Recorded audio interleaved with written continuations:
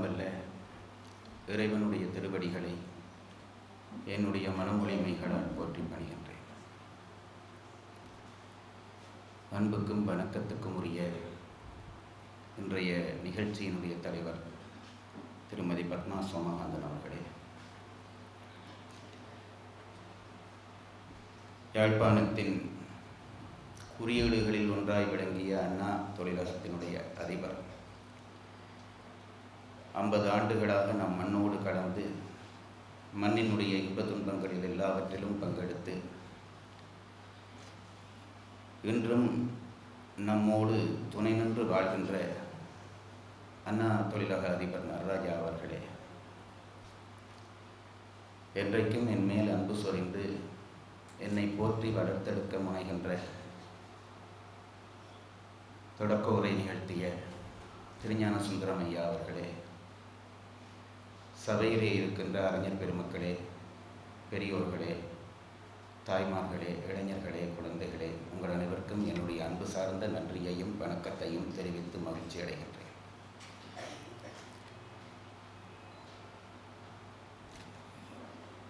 திருக்குறள் தொடர் விரிவுரையிலே இன்றைக்கு ஒரு பால் என்பது தலைப்பு. நான் ஒரு பால் என்ற தலைப்பு கொடுக்க பல பால்களை தொட்டு காட்டி தொடக்க உரை செய்து ஐயா உட்கார்ந்திருக்கிறார். தலைவர் அவர்கள் நான் எந்த பாலை சொல்லப் போகிறேன் என்று தெரிந்து கொண்டு அதை சுட்டி காட்டினார். அவருடைய கருத்தெல்லாம் என் சிந்தைக்கு இனித்த கருத்துக்கள்.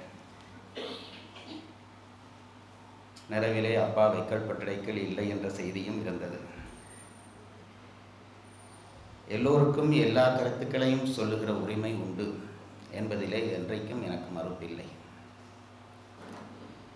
எல்லோரும் ஒரே வகையிலே சிந்திக்க வேண்டுமென்றோ ஒருவர் கருத்தை எல்லோரும் பின்பற்ற வேண்டுமென்றோ நினைப்பது அறிவுலகத்திற்கு ஒவ்வாத கருத்து என்பது சர்வ நிச்சயமான ஒரு உண்மை. ஆகவே அவரவர் கருத்தை சொல்லுகிற உரிமை பெற்றிருக்கிறார்கள். அந்த உரிமை எனக்கும் உண்டு.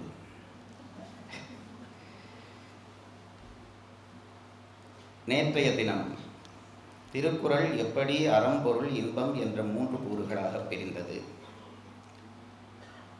அதற்கு அடிப்படை காரணம் என்ன, கடவுள் வாழ்த்து 2 வகைப்படும். ஒன்று தான் வழிபடு கடவுளை வழிபடுதல், நூற்கு ஏற்புடை கடவுளை வழிபடுதல் என்று 2 பகுதிகளாக பிரித்து திருவள்ளுவர் செய்த கடவுள் வாழ்த்து எத்தகைய கடவுள் வாழ்த்து என்பதை ஆராய்கிறார் பரிமேலழகர். அப்படி ஆராய்கிற பொழுது இந்த உலகம் பொருள்மயப்பட்டு கிடக்கிறது. மயப்பட்டு கிடக்கிற இந்த உலகத்தை சற்று நுண்ணிதாக ஆராய்ந்தோமானால் பொருள்கள் எல்லாம் குணமயப்பட்டு கிடக்கின்றன. குணமயப்பட்டு கிடக்கின்ற இந்த உலகத்தின் விரிவான குண எல்லைகளை தொகுக்கின்ற பொழுது அது 3 குணங்களாக மாறுகிறது. ஒன்று சாத்வீகம், அடுத்தது ராஜசம், அடுத்தது தாமதம் என்று அந்த முக்குணங்களுக்கும் பெயரிடுகிறார்கள். நல்லவை அத்தனைக்கும் அடிப்படையான காரணம் சாத்வீக என்கின்ற குணம். முயற்சிக்கு அடிப்படையான குணம் ராஜசம் என்கின்ற குணம். மயக்கத்துக்கு அடிப்படையான குணம் தாமசம் என்கின்ற குணம் என்ற விவரங்களை நேற்று எடுத்துச் சொன்னேன். சாத்வீக குணத்தினுடைய வெளிப்பாடுதான் அறமாக வெளிப்படுகிறது. ராஜச குணத்தினுடைய வெளிப்பாடு பொருளாக வெளிப்படுகிறது. தாமச குணத்தினுடைய வெளிப்பாடு காமமாக அல்லது இன்பமாக வெளிப்படுகிறது. அந்த 3ஐயும் அடிப்படையாக கொண்டுதான் திருவள்ளுவர் அறம், பொருள், இன்பம் என்கின்ற 3 பால்களை நியமித்து கொண்டு தன் நூலை செய்ய தொடங்குகிறார் என்ற விவரங்களை நேற்று சொன்னேன். திருக்குறளிலே 3 பால் தான் இருக்கிறது, ஒரு பால் இல்லை, வீட்டுப்பால் எங்கே என்று கேள்வி கழிந்த பொழுது அதற்கான பதில் துறவரம் என்கின்ற வழியை சொன்னதன் மூலம் காரண வகையால் வீட்டுப்பாலையும் திருவள்ளுவர் பாடியிருக்கிறார். காரணத்தை சொன்னால் காரியம் புலப்படும் என்ற அளவிலே துறவரமாகிய காரணம் சொல்லி வீட்டுப்பாலினையும் திருவள்ளுவர் சொல்லியிருக்கிறார் என்ற விவரங்களை எல்லாம் நேற்று சொல்லி கடவுள் வாழ்த்துக்குள்ளே நுழைகின்ற அந்த முதல் குறளினை நேற்று ஒரு குறள் என்ற விளக்கத்துக்காக எடுத்துக்கொண்டேன். எண்ணங்கள் விரிந்த காரணத்தினாலே அந்த உரையை நேற்று முற்றாக முடிவு செய்ய முடியவில்லை. ஒரு பேச்சாளனாக ஒரு உண்மையை நான் இந்த சபையோடு பகிர்ந்து கொள்ள வேண்டும். ஒரு மேடைக்கு ஏறுகிற பொழுது இந்த பேச்சை நான் நினைக்கிறபடி பேசிவிட வேண்டும் என்று தான் நினைத்து கொண்டு ஏறுகிறோம். ஏறும் வரைக்கும் தான் அந்த எண்ணம் இருக்கிறது. மேடையிலே ஏறிய பிறகு சபையிலே உட்கார்ந்து பேசத் தொடங்குகிற பொழுது அது பேச்சு என்று மட்டுமல்ல, எந்த கலையாக இருந்தாலும், அது பாட்டாகட்டும் நடனமாகட்டும் எதுவாக இருந்தாலும் ஒரு எல்லைக்கு மேலே அந்த கலைஞனை விழுங்கி விடுகிறது. அப்படி விழுங்குகிற பொழுதுதான் உண்மை கலை வெளிப்பாடு ஏற்படும். நான் என்ற உணர்வோடு நான் செயற்படும் வரைக்கும் அந்த உண்மை எண்ணங்கள் வெளிப்படாது. அப்படியான அனுபவம் எப்போதாவது ஒரு நாள் தான் ஏற்படுகிறது. நேற்றும் அப்படி ஏற்பட்ட காரணத்தினாலே என் எண்ணங்கள் விரிந்து என் எல்லைகளை நான் சற்று விரிவடைய பண்ணியதால் குரல் விளக்கத்தை முழுமையாய் சொல்ல முடியவில்லை. அதற்காக மன்னிப்பு கோருகிறேன். ஆனால் அது உங்களுக்கு நட்டமல்ல என்பதும் என் கருத்து. இறைவனை பாட வேண்டும். இன்றைய தினம் ஒரு பால். நீங்கள் நினைக்கலாம், என்ன இவர் நேற்றைய இடத்திலே தொடங்குகிறார் என்று. அது பொருத்தமாகத்தான் இறைவனே தள்ளி வைத்திருப்பான் போல் இருக்கிறது. ஒரு பால் என்று நான் எடுத்துக்கொண்டிருப்பது அறத்துப்பாலினைத்தான். அறத்துப்பாலினுடைய முதல் பகுதி பாயிரவியல் என்று நான் நேற்று உங்களுக்கு சொன்னேன். அந்த பாயிரவியலினுடைய முதல் அதிகாரம் கடவுள் வாழ்த்து. அந்த கடவுள் வாழ்த்தினுடைய முதல் குறள் தான் நான் எடுத்துக்கொண்ட முதல் குறள். ஆகவே நான் அதை பற்றி பேசினாலும் இன்றைக்கு அந்த பால் என்ற அமைப்புக்குள்ளே அதை பேசுவதாக நீங்கள் ஏற்றுக்கொள்ளலாம், ஏற்றுக்கொள்ள வேண்டும். கடவுளை விளக்கம் செய்ய வேண்டும் என்று திருவள்ளுவர் நினைக்கிறார். கடவுள் என்ற பொருள் சூக்கும பொருள்.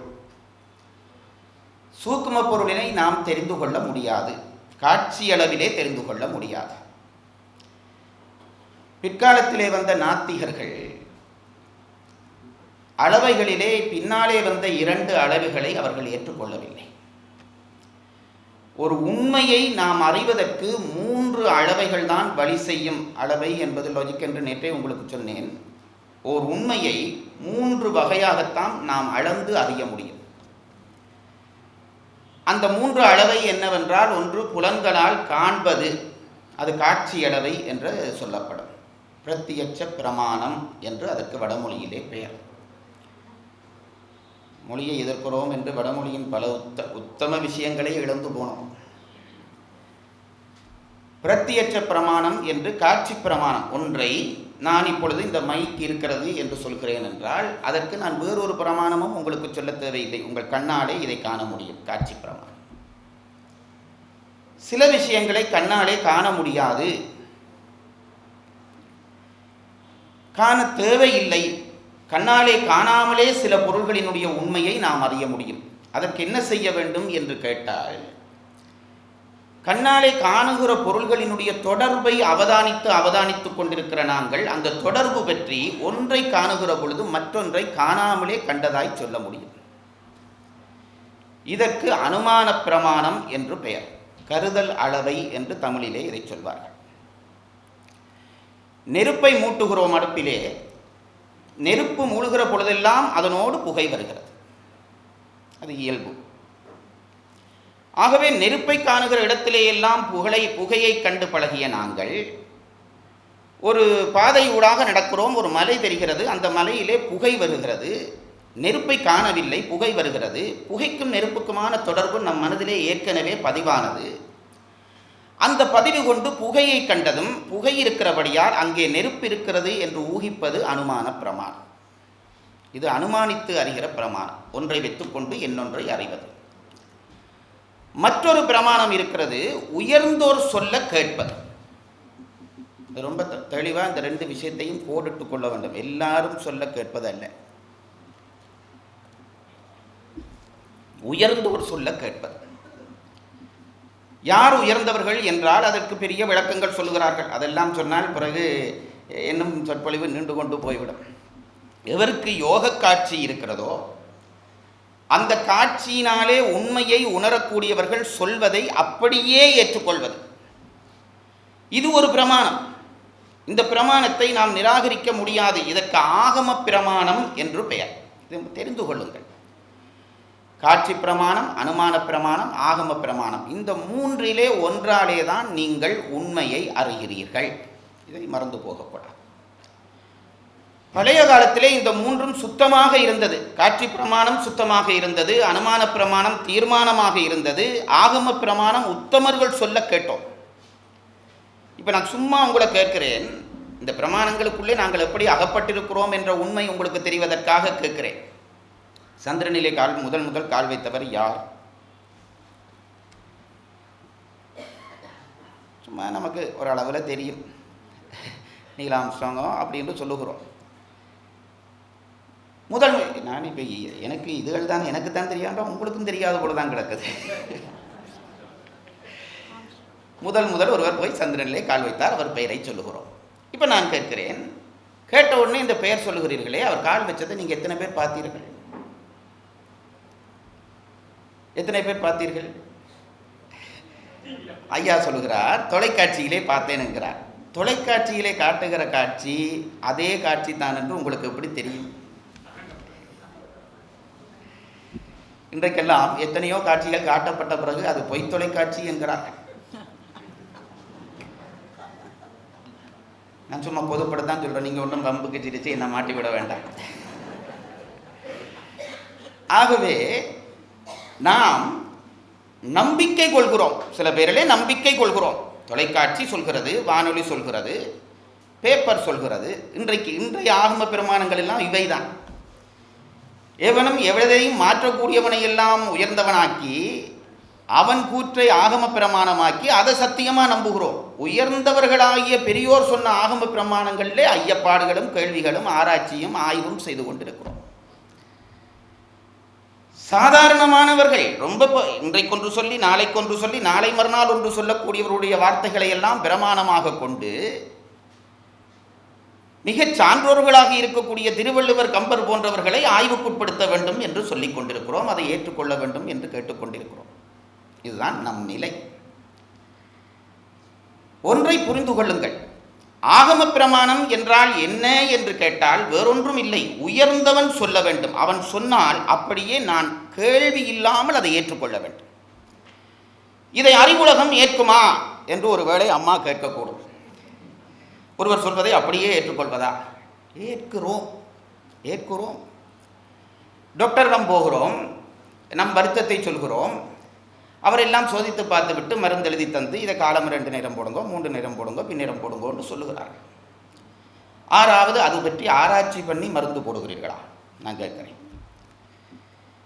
டாக்டர் தருகிறார் மருந்து, அந்த மருந்தை வாங்குகிறோம், அவர் எப்படி போட சொன்னாரோ போடுகிறோம். அடுத்த நாள் மேலெல்லாம் தடிக்கிறது போனால் இந்த டேப்லெட் உங்களுக்கு ஒத்துக்கொள்ள வேறு டேப்லெட் தருகிறார், அதுக்கும் காசு கொடுத்துட்டு வர்றோம். இப்போ சில விடயங்களில் ஆகம பிரமாணத்தை நீங்கள் ஏற்றுக்கொள்ளத்தான் வேண்டும். டாக்டர் என்ன மன்னிக்கவும், நமக்கு தெரிகிறதோ தெரியவில்லையோ அவர் தெரிந்தவர் தருகிறார், அதை நான் உண்ணலாம். இதுக்கு நான் ஒரு ஆராய்ச்சி வச்சு ஒரு பரிசோதனை சாலை வச்சு என்னுடைய நோய்க்கு இந்த மருந்து பயன் செய்யுமான்னு 2 எலியை பிடிச்சி சோதிச்சு மருந்து சாப்பிட்றேன்டா மருத்துவம் மாறுறதுக்குள்ள ஆள் முடிஞ்சு போகும். ஆகவே ஆகம பிரமாணங்களும் நமக்கு வேண்டப்பட்டவை தான், மறந்து போகாதீர்கள். நாத்திகர்கள் இந்த பின் 2 பிரமாணங்களையும் ஏற்றுக்கொள்ள மாட்டார்கள். கடவுள் நம்பிக்கை இல்லாதவர்களுக்கு காட்சி பிரமாணம் மட்டுமே பிரமாணம், கண்ணால் கண்டவற்றை மட்டும்தான் ஒத்துக்கொள்வோம் என்பதுதான் நாத்திகர்களுடைய கொள்கை.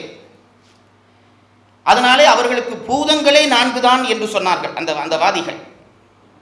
நிலம், நீர், தீ, காற்று, ஆகாயம் என்பதிலே நாத்திகர்கள் ஆகாய பூதத்தை ஒத்துக்கொள்ள மாட்டார்கள். ஏனென்றால் அது காட்சிக்கு வருவதில்லை, ஆகவே அப்படி ஒரு பூதம் இல்லை. அது அவர்கள் நிலை, அதை நாம் புரிந்து கொள்கிறோம். இப்போ நாத்திகனுக்கும் சேர்த்துத்தான் திருவள்ளுவர் திருக்குறள் சொல்கிறார். அப்போ அவனும் அந்த நூலை படிக்க வேண்டும் என்பது திருவள்ளுவருடைய விருப்பம். அந்த பாவம் எல்லாரும் படிக்க வேண்டும் என்று ஆசைப்பட்டது. இப்போ அவனுக்கும் கடவுள் வாழ்த்து என்ற அதிகாரம் படிக்கிற பொழுது அதையும் அவனும் படிக்க போகிறான். அவனும் இதை நம்பும்படி சொல்ல வேண்டும், கடவுளை பற்றி அவனும் நம்பும்படி சொல்ல வேண்டும் என்பதுதான் திருவள்ளுவருடைய ஆசையாக இருக்கிறது. ஆனால் காட்சி பிரமாணத்துக்குள்ளே கடவுளை காட்ட முடியவில்லை. கடவுள் இயல்பு பற்றி ஆராய்ந்து பெரியவர்கள் சொல்லி வைத்திருக்கிறார்கள். நேற்று அதை விவரமாக சொன்னேன். இறைவன் எல்லா பொருளோடும் ஒன்றாயும் இருக்கிறான், வேறாயும் இருக்கிறான், உடனாயும் இருக்கிறான். உடனாய் இருப்பதென்றால் அதை செலுத்துவது என்று அர்த்தம்.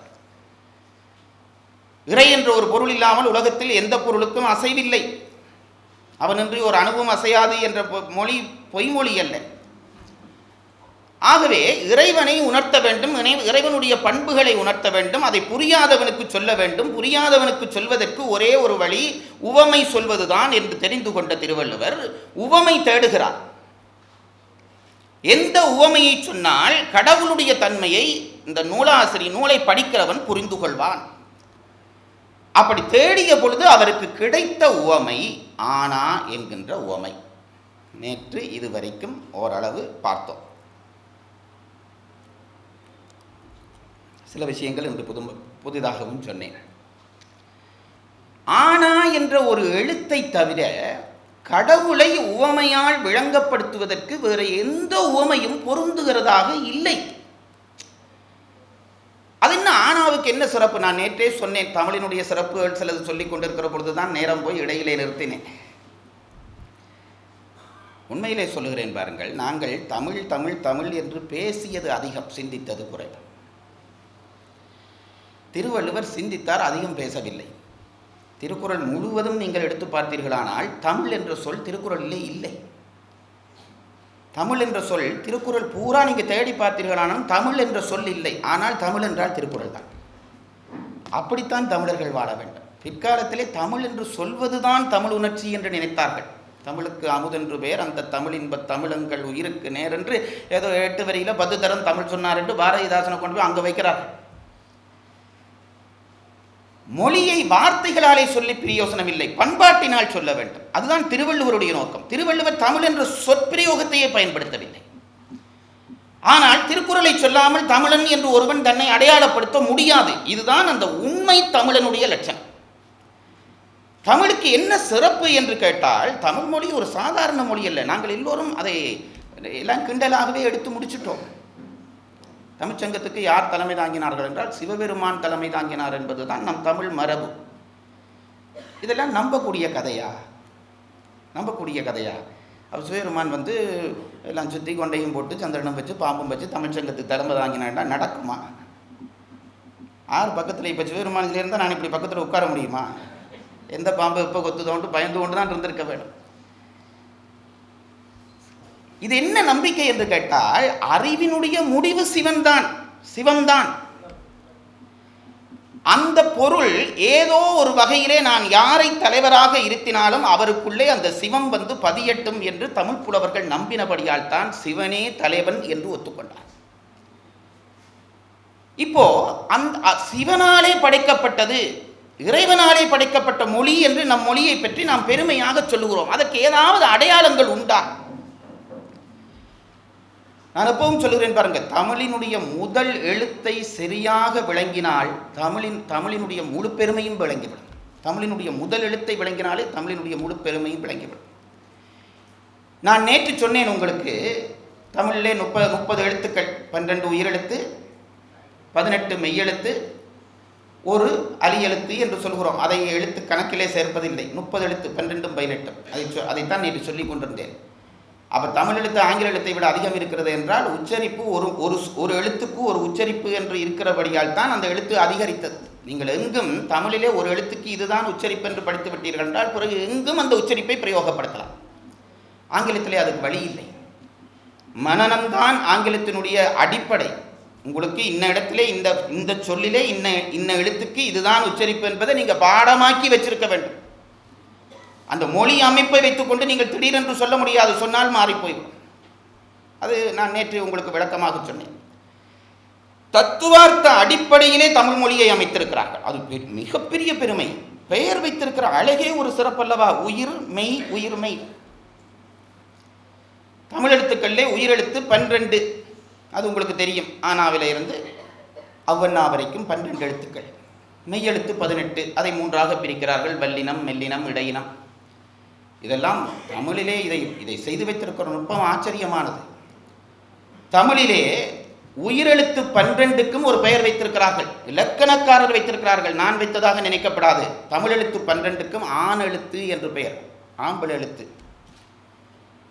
18 மெய்யெழுத்து.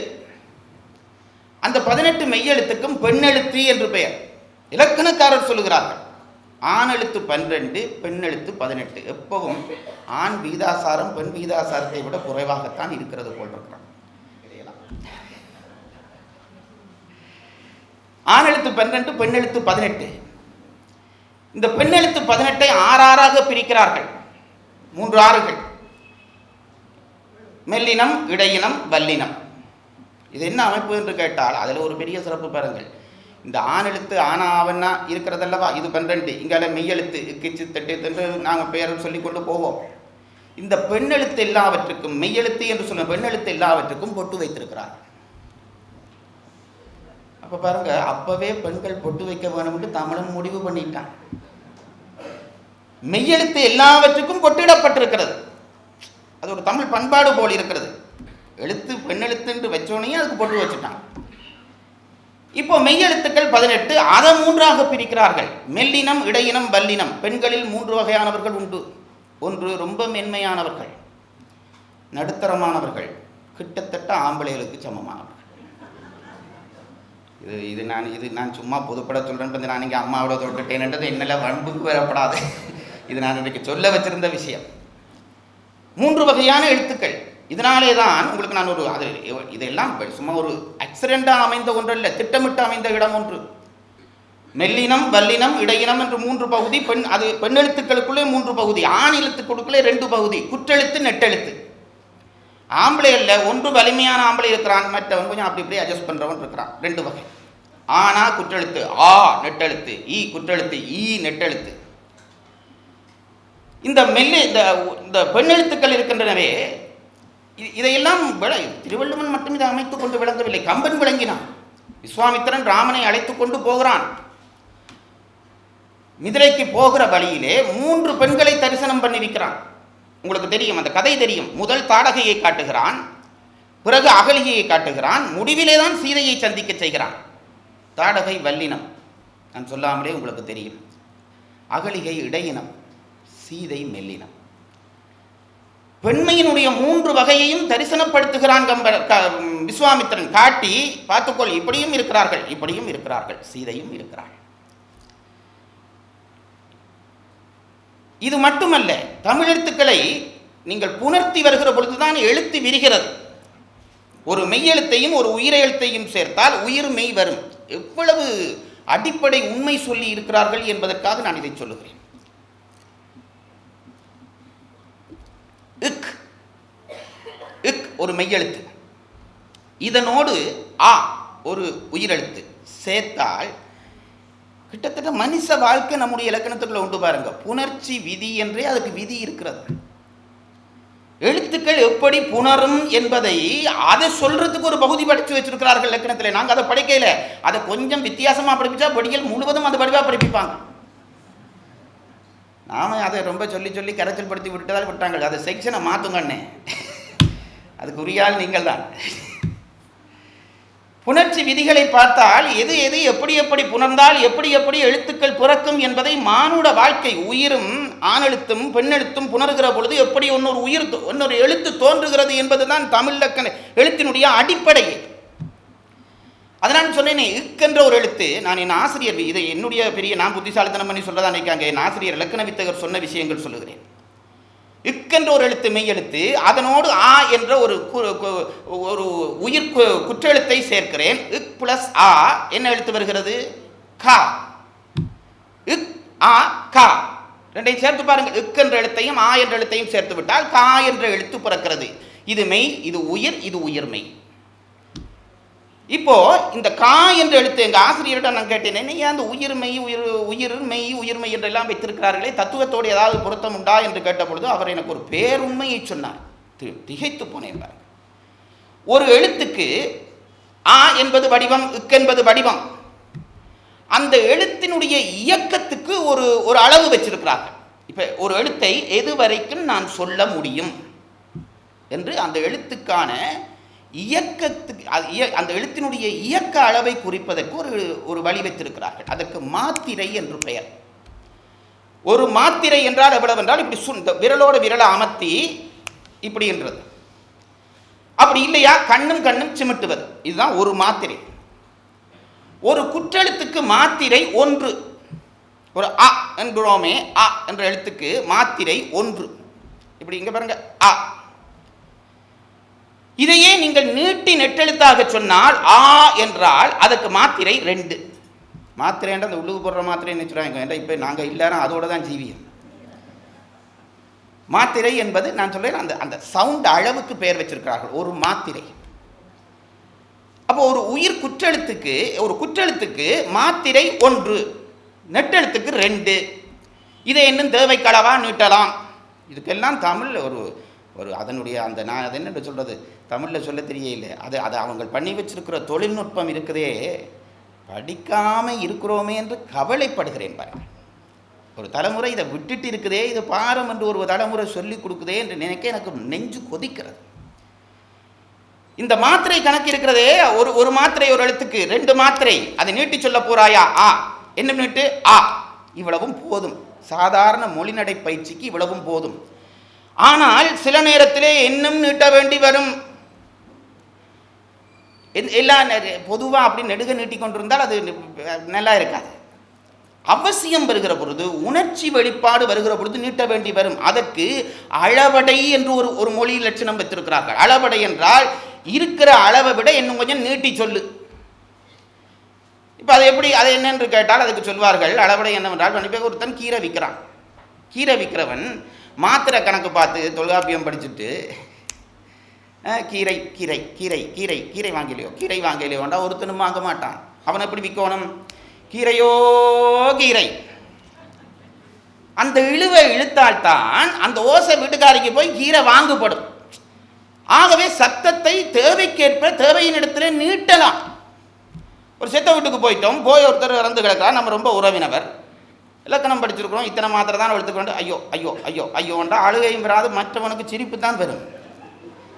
என்று ஐயோன்று தொடங்கினமா இருந்தால் பக்கத்தில் இருக்கிறவனும் சேர்ந்து அழத் தொடங்கிடுவான். இதுக்கு அளவடை என்று பெயர். இதில் என்னென்ன எழுத்து அளவெடுக்கலாம் என்று சொல்லி வைத்திருக்கிறாங்க. என்னென்ன எழுத்து இப்படி அளவெடுக்க முடியும் என்பதற்கு வரைவிலக்கணம் இருக்கிறது. வல்லின மெய்களுக்கு அளவடை இல்லை. இதை நான் எங்கள் ஆசிரியர்கிட்ட கேட்டேன். வல்லின மெய் இக்கண்ணா இத்தண்ணா இட்டண்ணா இதுக்கு அளவடை பண்ண முடியாது. இலக்கணத்தில் எழுதியிருக்கான். நாங்கள் எங்கள் ஆசிரியர்கிட்ட ஒரு நாள் கேட்டோம், அது என்னது கொஞ்சத்துக்கு மட்டும் அளவடை வைக்க இல்லை என்று சொல்கிறார்களே, ஏன் அதுக்கு அளவடை இல்லை, அந்த ஓசை எழுத்து நீட்ட முடியாது. அவர் சொன்னார், அது டெக்னிக்கலான விஷயம். அவர் சொன்னது அப்படியே சொல்கிறேன் பாருங்க, டெக்னிக்கலான விஷயம். நீ நினைச்சாலும் அந்த எழுத்தை நீட்ட முடியாது. இக்கண்ணாவை நீட்டி பாருங்க யாராவது, நீட்டலாம், நீட்டலாம். இக்கண்ணா நீட்டி பாருங்க, நாக்கு லொக்காயிரும், நாக்கு லொக்காயிரும் பாருங்க. இதெல்லாம் கவனிச்சு பண்ணி வச்சிருக்கிறாங்க. வல்லின மெய்யெழுத்துக்களை நீங்க நீட்ட முடியாது. தண்டபாடல அதுக்கு மாதிரி நீட்டுறதுக்கு பேச்சே கிடையாது. அவ்வளவு நுட்பமா பண்ணின மொழி இலக்கணம் நமக்கு உண்டு. இதுல கவனிச்சு பார்த்தீர்களானால் நான் சொல்ல வந்தது இதுதான். இக்கண்ணா என்ற ஒரு எழுத்து, ஆனா என்ற ஒரு எழுத்து சேர்ந்து காணா என்ற ஒரு எழுத்து வருகிறது. நான் இப்படி கீறி காட்டுறதுக்கு ஒரு நோக்கம் இருக்கு. இதை வடிவா கவனிச்சு கொள்ளுங்க. இக் ஆனா காணா. இப்போ இக்குக்கு ஒரு மாத்திரை, இக்குக்கு அரை மாத்திரை, மெய்யெழுத்துக்கெல்லாம் அரை மாத்திரை. அங்கேயே பெண் அடிமைத்தனம் வந்துட்டு.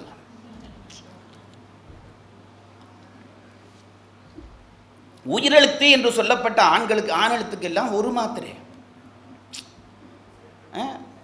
தொல்காப்பியத்திலிருந்து நிராகரிக்க வேண்டி வரப்போகுது. ஒரு மாத்திரை. மெய்யெழுத்துக்கள் எல்லாவற்றுக்கும் அரை மாத்திரை என்று இருக்கிறதே. நாங்கள் சொல்லுகிறோம் இந்த மெய்யெழுத்துக்கெல்லாம் அரை மாத்திரை. இப்ப நீங்க சில பேர் சொல்லலாம், ஆ இக் ரெண்டும் ஒரு மாத்திரமாய் தான் இருக்கின்ற, அப்படி சொல்லி பார்க்கப்படாது. அக்கா சொல்லி பாருங்கள், ஆனாவுக்குள்ள வர்ற இக்கண்ணாவுக்கு மாத்திரை அரைதான் என்றது தெரியும். அப்போ அரை மாத்திரை, மெய்யெழுத்துக்கு அரை மாத்திரை, உயிரெழுத்துக்கு ஒரு மாத்திரை. இப்போ ஒரு உயிரும் மெய்யும் சேருகிறது, இக்கும் ஆவும் சேருகிறது, வருகிறது உயிர்மெய். இப்போ இந்த இது ஒரு மாத்திரை அரை மாத்திரை சேர்ந்து ஒரு எழுத்து வந்திருக்கிறது. இதுக்கு எத்தனை மாத்திரை இருக்க வேண்டும்? இன்றைக்கு இலக்கண வகுப்பு தான். ஒன்றும் அரையும் சேர்ந்தால் மாத்திரை ஒன்றரை மாத்திரை வர வேண்டும். இது அரை மாத்திரை, இது ஒரு மாத்திரை, சேர வர்ற எழுத்துக்கு ஒன்றரை மாத்திரை வர வேண்டும். ஆனால் தமிழ் சொல்லியது காணாவுக்கு மாத்திரை ஒன்றுதான். இது என்னடா அநியாயமாக இருக்குது, ஒரு கணக்கு வழக்கு இல்லையா?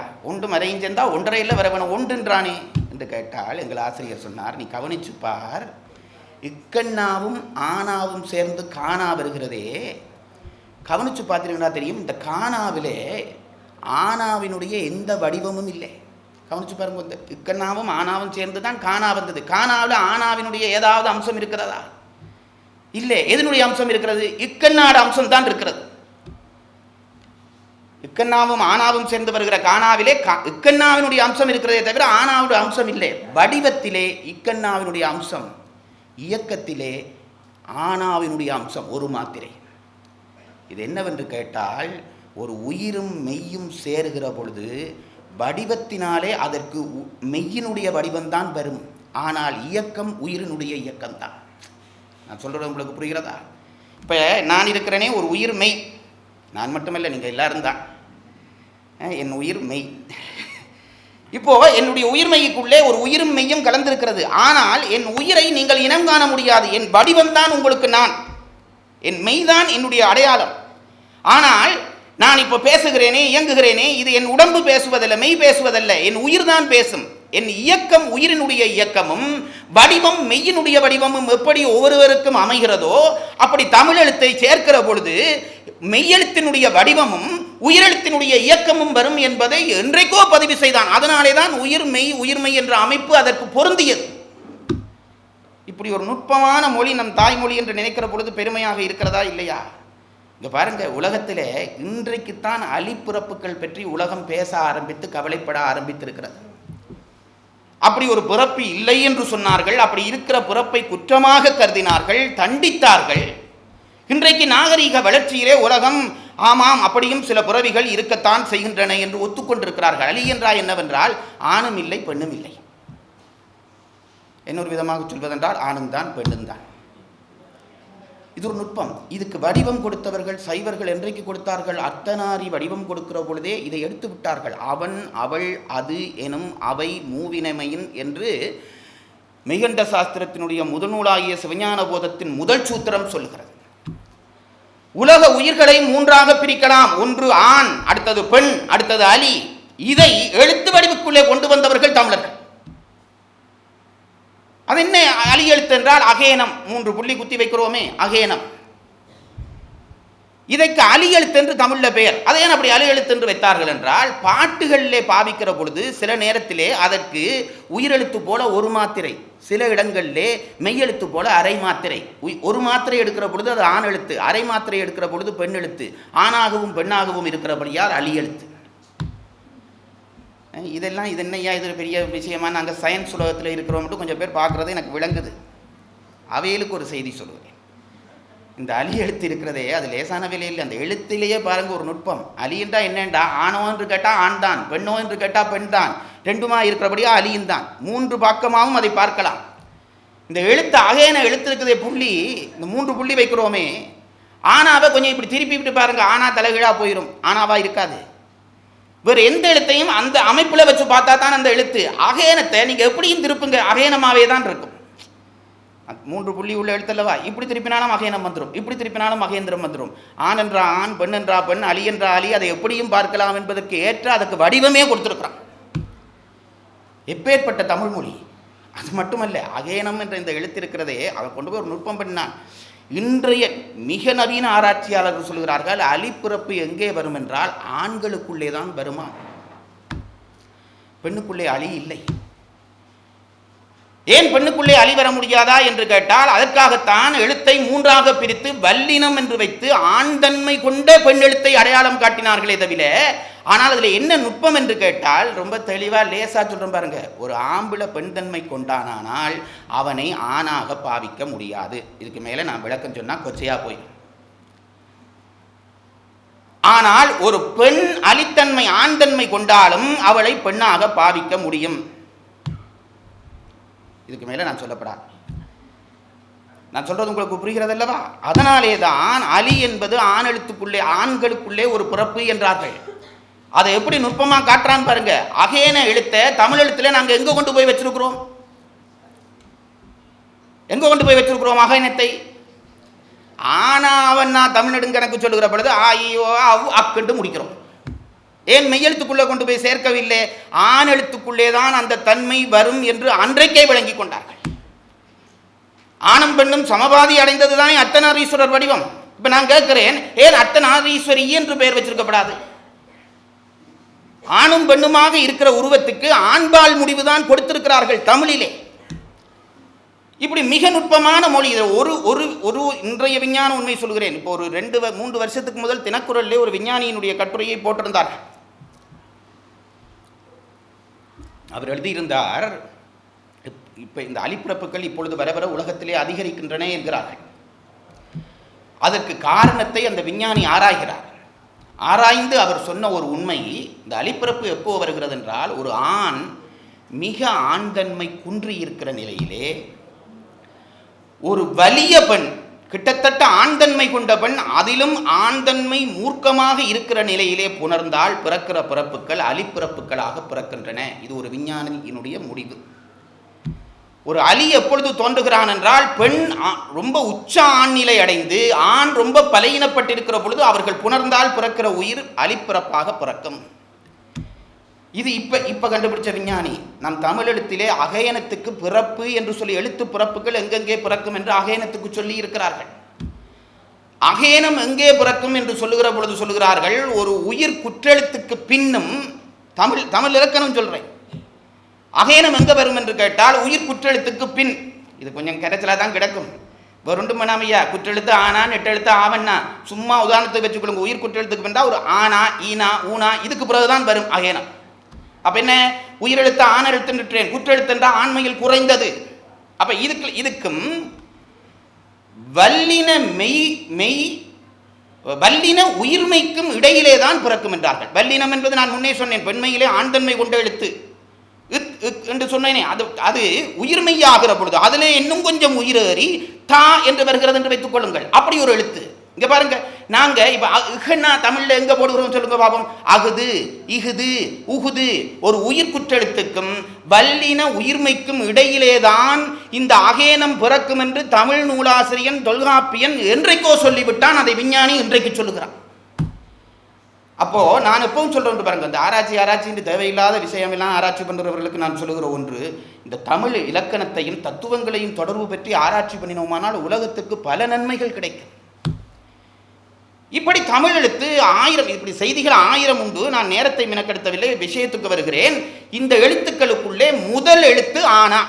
இதுலேயே நம்ம ஊர்ல ஒரு பிரச்சனை ஒரு காலத்துல வந்தது. என்னென்றால், தமிழ் படிப்பிக்கிற பொழுது முதல் எந்த எழுத்தை படிப்பிக்க வேண்டும். டீச்சர்ஸ் கன பேர் இருக்கிறபடியா அவங்களுக்கு தெரியும். என்னென்றா, பெரிய பெரிய படிப்பாளிகள் எல்லாம் என்ன சொன்னார்கள் என்றால், பிள்ளைகளுக்கு ஆனாவை முதல் சொல்லி கொடுக்காதே. மதிநுட்பமான ஆராய்ச்சி. ஏன் சொல்லுகிறார்கள் என்றால், அவர்கள் அதுக்கு ஒரு நியாயம் சொன்னார்கள். உங்களுக்கு தெரியுமோ தெரியல, இடைக்காலத்தில் நாங்கள் படிக்கிற பொழுது அப்படி சிலபஸையே மாற்றினார்கள். தமிழ் எழுத்து சொல்லிக் கொடுக்கிற பொழுது ஆனாதான் முதல் எழுத்து சொல்லிக் கொடுப்பது மரபாக இருந்தது. இதை மாற்றினார்கள், நவீன ஆராய்ச்சியாளர்கள் மாற்றினார்கள். ஏன் என்று கேட்டதுக்கு அவர்கள் சொன்ன பதில் அது கொஞ்சம் புத்திக்கு சரி மாதிரித்தான் இருந்தது. அவர்கள் சொன்னார்கள், ஆனா எழுதுறது பிள்ளைக்கு கஷ்டம். என்ன கஷ்டம்? சுளிக்க வேணும், பிறகு வளைக்க வேணும், பிறகு நீட்ட வேணும். முதல் ஒரு பாடத்துக்குள்ள போகிற பிள்ளைக்கு சுழி, வளை, நீட்டு இது 2 கோடு தான். 3 வடிவம் சொல்லிக் கொடுக்க வேண்டியது கஷ்டம். ஆகவே இந்த பிள்ளையை நம்ம துன்பப்படுத்தப்படாது. கோடு தான் பிள்ளைக்கு சுகமாக வரும். சுழி வளைவெல்லாம் கஷ்டம். ஆகவே கோடு மட்டும் உள்ள எழுத்த முதல் சொல்லிக் கொடு என்றுட்டு என்ன சொன்னார்கள், படம் பார் படம் என்று தமிழ் பாட புத்தகத்தை எழுதினார்கள். அன்றைக்கு டிவிக்கு முன்னால் உட்கார்ந்த பிள்ளை தான்.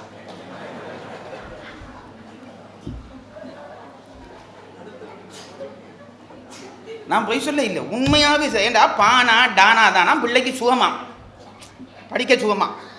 ஆகவே பானா டானா வர்ற எழுத்துக்களை சொல்லிக் கொடுங்கோ. இதுக்கு ஒரு பெரிய ஆராய்ச்சி பண்ணி, இதுக்கு எத்தனையோ கான்ஃபரன்ஸ் நடத்தி, இதுக்கு எத்தனையோ சிட்டிங் இருந்து நம்ம வரிப்பணத்தை எல்லாம் நாசமாக்கி படம் பார் படம் தமிழ் புத்தகத்தில் பாடம் தொடங்கினார்கள். என்ன செய்கிறது? மரபு படித்தவன் ஒரு முதுகெலும்பு உள்ளவன் ஒருத்தரும் இருக்க இல்லை. இதை இல்லை, இது பிழை தப்புன்னு சொல்றதுக்கு ஒருத்தரும் இருக்க இல்லை. தமிழர்கள் இதெல்லாம் விளங்காம பாடம் அமைக்க இல்லை. பண்டையவாம் தொன்மையவாம் எனும் எவையும் நன்றாகா, பின்பு தோன்றிய நூல் எனும் எவையும் தீதாகா என்று உமாபதி சிவாச்சாரியார் அன்றைக்கே சொன்னார். இன்றைய சிந்தனையை பழசுன்றதுக்காக எல்லாத்தையும் தூக்கி போடாத, தூக்கி தலையிலையும் வைக்காத. புதுசுன்றதுக்காக எல்லாத்தையும் தூக்கி போடாத, எல்லாத்தையும் தூக்கி தலையில வைக்காத. அப்படி பழசுன்றதுக்காக தூக்கி போடுறவனும் புதுசுன்றதுக்காக தலையில தூக்கி வைக்கிறவனும் ஆர் என்று கேட்டால் தமக்கென ஒன்று இல்லாதார் என்று முடிச்சார் உமாவதி சிவாச்சாரியார். சொந்தமா விஷயம் இல்லாதவன் சுருக்கமா சொன்னார். இப்போ இந்த அம்மா ஆனா என்ற எழுத்தை நாங்கள் முதல் தொடங்குவதற்கு ஒரு காரணம் இருக்கிறது, சும்மா வைக்க இல்லை. இவர்கள் சொன்னார்களே, நாங்கள் தமிழ் படிப்பு முறை என்னவென்றால் கஷ்டத்தை விளங்கப்படுத்திட்டா மிச்சம் எல்லாம் சுலபமா போகும். இங்க தமிழ் புத்தகங்கள்ல எங்கேயும் பாருங்க, முதல் குறளுக்கு தான் விளக்கம் ஒரு பந்தி எழுதியிருப்பார்கள், பின்னுக்கு போக போக சுருக்கமாக எழுதியிருப்பார்கள். பெரிய புராணத்துக்கு திருவிக்கா உரை எழுதியிருக்கிறார். உலகெல்லாம் உணர்ந்தோதற்கரியவனுக்கு 36 பக்கத்தில் கட்டுரை. மற்ற ஒவ்வொரு பாட்டுக்கும் இப்படி ஒவ்வொரு பந்தி கட்டுரை. ஏனென்றால் தொடக்கம் தெளிவா விளங்கிட்டா போக போக மிச்சம் எல்லாம் விளங்கும். இது நம்ம கொள்கை. அதனாலே இவர்கள் ஆ என்ற எழுத்தை முன்வைத்ததற்கு காரணம் இருக்கிறது. நான் நேற்றே சொன்னேன், ஒரு அக்ஷரத்துக்கு ஒரு எழுத்துக்கு 2 வடிவம் உண்டு. நேற்றே சொன்னேன். என்ன வடிவம்? ஒன்று வரி வடிவம், மற்றது ஒலி வடிவம். வரி வடிவம் என்பது நாங்கள் கீறுறது டிராயிங், அவ்வளவுதான் வரி வடிவம். மற்றது ஒலி வடிவம். எழுத்துக்கு எந்த வடிவம் முக்கியம் என்று கேட்டால் ஒலி வடிவம் தான் முக்கியம், சவுண்ட் தான் முக்கியம். நான் அதை நேற்று ரொம்ப உங்களுக்கு விளக்கமா சொன்னேன். வரி வடிவத்தை இப்ப மாத்திட்டோம், ஆனா ஒலி வடிவம் மாற இல்லை. நாங்கள் எழுதின எழுத்துக்களை நாம இப்படி சுத்தினோம், இப்ப அதுக்கு பக்கத்தில் அரவு போட்டு எழுதிட்டோம், எழுத்து வடிவம் மாறிவிட்டதான். ஆகவே அக்ஷரத்துக்கு ஓசை வடிவம் தான் முக்கியம். இப்போ ஒரு பிள்ளைக்கு நாங்கள் அக்ஷரத்தை சொல்லிக் கொடுக்கிற பொழுது எந்த வடிவத்தை பிள்ளைக்கு இலகுவான வடிவத்தை சொல்லிக் கொடுக்க வேண்டும்? வரி வடிவத்தில் இலகுவம் சொல்லிக் கொடுக்கப்படாது. ஒலி வடிவமாக எது சொல்ல சுலபமோ அதை சொல்லிக் கொடுக்க வேண்டும். ஒலி வடிவமாக ஒரு பிள்ளைக்கு சுலபமாக சொல்லிக் கொடுக்கக்கூடிய வடிவம் ஆ என்ற எழுத்துத்தான். இது கூட புரியாமல் இருந்திருக்கிறதே. நர்சரி டீச்சர்ஸுக்கு சுலபமான வழி சொல்லித் தர்றேன், ஆனால் படிப்பிக்கிறதுக்கு நீங்கள் ஒன்றும் கஷ்டப்பட வேண்டாம். பிள்ளைகள் எல்லாம் கொஞ்ச நேரம் வாயை மூடிக்கொண்டு சும்மா இருங்கோ, அப்படி சும்மா இருக்குங்கிறது. இப்போ எல்லாரும் வாயை திறவுங்கோ, ஆணுங்கள். ஆனா சொல்லிட்டீங்களேன்னு சொல்ல வேண்டியது. இவ்வளவு தான் பாருங்க, எவ்வளவு சுலபமான வழி. ஒன்றும் பண்ண தேவையில்லை, மூடின வாயை திறக்க ஆ. அப்போ ஒலி வடிவமாக ஒரு மாணவனுக்கு சொல்லிக் கொடுக்கக்கூடிய ஓசையிலே எந்த ஓசை சுலபமானது? மிச்ச எல்லா எழுத்துக்கும் விகாரங்கள் உண்டு, அதை பின்னுக்கு சொல்லுகிறேன். தமிழ் எழுத்திலே ஆனாவுக்குத்தான் ஒலி வடிவம் சுலபம். அப்ப வரி வடிவமா கஷ்டமோன்னு கேட்டால் அது கூட இல்லை. தமிழ் எழுத்து எந்த எழுத்தையும், தமிழ் எழுத்துக்கு 100% பொருத்தம், மிச்சம் எல்லாத்துக்கும் பொருத்தம். மொத்த எழுத்தினுடைய வரி வடிவமும் 3 வடிவங்களாலே தான் ஆகி இருக்கிறது. ஒன்று வட்டம், மற்றது பிறை வடிவு, மற்றது கோடு. இதுதான் எந்த எழுத்தினுடைய வடிவம். நீங்க எந்த மொழியிலே எந்த எழுத்தையும் எடுத்து பாருங்கள், ஒன்று வட்டம் இருக்கும், சுழி. அதான் பிள்ளைகளுக்கு சுழிக்க பழக்கிறதுன்றது, அதை நல்லா பழக்கி இப்போ எல்லாரும் வடிவா சுழிக்கிறாங்க. சுழி முதல், பிறகு பிறை வடிவம். இந்த ஆனாவுக்கு கீழே கீறமே பிறை வடிவம், அல்லது காணாவுக்கு இங்கால கீறமே பிறை வடிவம், கோடு. இந்த 3 வடிவங்களிலே தான் தமிழ் எழுத்து முழுவதும் அமைகிறது. தமிழ் எழுத்து என்ன, எல்லா எழுத்துக்களும் அமைகிறது. இப்போ ஆனாவை நீங்க பிள்ளைக்கு சொல்லிக் கொடுக்கிற பொழுது சுழி வந்துட்டுது, பிறை வந்துட்டுது, கோடு வந்துட்டுது. இப்போ 3ஐயும் அந்த பிள்ளை எழுத பழகிறது. ஆனா எழுதுற பொழுது இப்ப சுழிக்க பழகிரும் பிள்ளை, வளைவு பழகிரும், கோடு பழகிரும். ஆனாவை எழுதிட்டால் மிச்ச எல்லா எழுத்தையும் அந்த பிள்ளை பிறகு சுலபமாக எழுதும். ஏன்னா இந்த 3 வடிவம் தான் மிச்சம் எங்கேயோ மாறி மாறி வரப்போகிறது. ஆகவே ஆனாவை முதல் எழுத்தாக வச்சதுக்கு காரணம், அது எழுதி பழகினாலும் சுகம், சொல்லி பழகினாலும் சுகம். இந்த ஆ என்ற ஓசை இருக்கிறதே, அதில் ஒரு நுட்பம் இருக்கிறது. ஒரு சத்தம் வர வேண்டுமானால் 2 பொருள்கள் உராய வேண்டும் என்பது சட்டம்.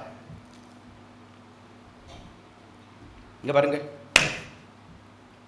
சத்தம் அல்லது சப்தம். இயற்கையிலே சப்தங்கள் பிறக்கிறது என்றால் ஏதோ 2 பொருள்கள் உராய்கின்றன என்று அர்த்தம். இந்த உலகத்திலே உராய்வில்லாமல் பிறக்கக்கூடிய ஒரே ஒரு சப்தம் இருக்கிறது, புரிந்து கொள்ளுங்கள். எந்த உராய்வும் இல்லை, இயற்கையாக அந்த சப்தம் எழும்புகிறது. உராய்வில்லாமல் எங்கும் சப்தம் பிறக்காது. உராய்வில்லாமல் சத்தம் இல்லை. சப்தம் என்றாலே உராய்கிறது தான். அதான் ஆளுக்கால் உராய தொடங்கினாலும் சத்தம் வந்துடுது. உராய்வு என்பதே சப்தத்துக்கு அடிப்படை. அப்போ இந்த உராய்வு இருக்கிறதே, நாம் ஏதாவது 2 பொருள் ஒன்றை ஒன்று தேய்க்க வேண்டும், அப்பதான் சப்தம் பெறும். தேய்க்காம சப்தம் பெறும் என்றால் இறைவன் உலகத்திலே ஒரே ஒரு சப்தத்தை தேய்க்காமலே வரும்படி வைத்தான். அது எங்கே இருக்கிறது என்றால் நம்முடைய மூலாதாரத்திலே அந்த சப்தம் பொருத்தப்பட்டிருக்கிறது. இது மூலாதாரம்னு சொன்னோன்னே இது சமயம் இந்த புத்தகத்துக்கு அங்கால போட்டு எறிகிறது தானே நம்ம விதியாக போச்சு. நல்ல விஷயம் எத்தனை கிடக்கு தொட்டு பார்த்தோமா? நம்முடைய உடம்பிலே மூலாதாரம் என்ற ஒரு புள்ளி இருக்கிறது. என்னண்டா இந்த மரமறிகிற மெஷின் இருக்குது பாருங்கள், சக்கரமாக ஓடும் மரத்தை வச்சு இப்படி வரும், ஒரு ஆளை அப்படியே வச்சு உச்சி புள்ளியில் வச்சு, ரொம்ப கொடுமையான உதாரணம் சொல்லுகிறேன், அப்படியே அந்த மெஷினில் விட்டால் பாதியாக கீறினா வெட்டி முடிகிற இடம் எதுவோ அந்த இடம் தான் மூலாதாரம். நான் சொல்கிறேன், ஒரு ஆளை செட்டியாக நடுவில் வச்சு அறிஞ்சா 2 கால் நடுவில் வந்து அந்த அறிவு முடிகிற இடம் இருக்குது பாருங்கள், அதுதான் மூலாதாரம். இன்னும் தெளிவாக சொன்னால் மலவாசல் சலவாசல் 2க்கும் இடையிலே 2 கட்டை விரல் நீளத்திலே இருக்கக்கூடிய ஒரு புள்ளி. இந்த பிரபஞ்சமே அதிரும் வண்ணமான சக்திகள் எல்லாம் அந்த புள்ளியிலே அடங்கி கிடக்கிறது. அதை பற்றி நாங்கள் ஆராயவே இல்லை. வெகு சீக்கிரத்தில் வெள்ளைக்காரர்கள் ஆராய்ந்து சொன்ன பிறகு நாம் அதை உச்சி மேல் வைத்து வைப்போம். அந்த மூலாதாரம் என்கின்ற ஒரு இடம் இருக்கிறதே, மூலாதாரத்தும் உண்டலுகனலை காலால் எழுப்பும் கருத்தறிவித்தே ஔவையார் பாடுகிறார். ஒரு நெருப்பு கிடக்கின்றார் அந்த இடத்திலே, மூலாதாரத்துக்குள்ளே. அதுதான் குண்டலினி சக்தி என்று சொல்லுகிறோம். பாம்பு போல சுருண்டு படுத்து கிடக்கிறதாம். அதை தட்டி தட்டி தட்டி எழுப்பினார் ஒரு சித்தர். அதனாலே அவருக்கு பாம்பாட்டி சித்தர் என்று பெயர். அவர் என்ன பாம்பு வச்சிருந்தார், சாரப்பாம்பு நாகப்பாம்பு ஒன்று இப்போ கொஞ்சம் பேர் ஆராய்ச்சி பண்ணுகிறார்கள். அது குறியீடு, அந்த பாம்பு குறியீடு. குண்டலினி என்கின்ற சக்தி சுருண்டு கிடக்கிறது. அதை காற்றினாலே தட்டி எழுப்ப முடியும், பிரணாயாம பயிற்சியினாலே தட்டி எழுப்ப முடியும். கால் என்பது காற்றுக்கு ஒரு பெயர். விநாயகர் அவள் பாடுற கன பேர் காலால் எழுப்பும்டா காலால் எழுப்பும்னு நினைச்சு கொண்டிருக்கிறான். மூலாதாரத்து மூண்டலு கனலை காலால் எழுப்பும்டா காலால் எழுப்புறது இல்லை, கால் என்றால் காத்து. காத்தினாலே தட்டி எழுப்ப முடியும். அது மேலே வந்தால் அந்த சக்திக்கு அளவில்லை. பிரபஞ்ச சக்தியினுடைய ஒரு கூறு நமக்குள்ளே பொதிந்து கிடக்கிறது. இப்போ அந்த மூலாதாரத்திலே இறைவன் என்ன செய்து வைத்திருக்கிறான் என்றால், உராய்வின்றி எழும்பக்கூடிய ஒரு ஓசையை வைத்திருக்கிறான். நாம் ஒவ்வொருவரும் பிறக்கிற பொழுது அந்த ஓசை நம் மூலாதாரத்திலே பொதிந்து கிடந்து, பிறகு நாம் பிறந்து எழும்ப எழும்ப எழும்ப மெல்ல மெல்லமாக அந்த அந்த சப்தம் நமக்கு கீழே இருந்து மேலே எழும்பி வருகிறது. அப்படி எழும்பி வருகிற பொழுது ஒவ்வொரு பாயிண்டில் அதுக்கு ஒவ்வொரு பெயர் வச்சிருக்கிறார்கள். இதெல்லாம் சமய பாடம், தூக்கி போட்டுற வேண்டியது. மூலாதாரத்தில் இருக்கிற அந்த ஓசைக்கு பெயர் சூக்குமை வாக்கு என்று பெயர். சும்மா சொல்லாவது காதில் விழுத்தி வைங்களேன். இப்போ என்ன நட்டமாக போச்சு, எத்தனை சினிமா பாட்டு காதில் பாடமாக்கி வச்சிருக்கிறோம், ஒரு தேவையும் இல்லாமல். தேவையான ஒன்று தெரிஞ்சு வச்சிருந்தால் என்ன, சூக்குமை வாக்கு என்று பெயர். மூலாதாரத்திலே அந்த சவுண்ட் எப்படி இருக்கிறது என்று சொன்னால் நீங்கள் வியப்பீர்கள். மூலாதாரத்திலே அந்த சவுண்ட் எப்படி இருக்கிறது என்று கேட்டால் லைட் ரூபத்திலே இருக்கிறதா, ஒளியாக இருக்கிறது என்கிறார். என்னடா பேக்கதை வைக்கிற, லைட்டை சவுண்டையும் கொண்டு வந்து தொடர்புபடுத்துகிறேன் என்றால் அவர்கள் சொன்னார்கள், லைட்டை இந்த சவுண்டை நீங்கள் செறிவாக்கி கொண்டே போனால் ஒரு எல்லையிலே அது லைட்டாக மாறிவிடும்.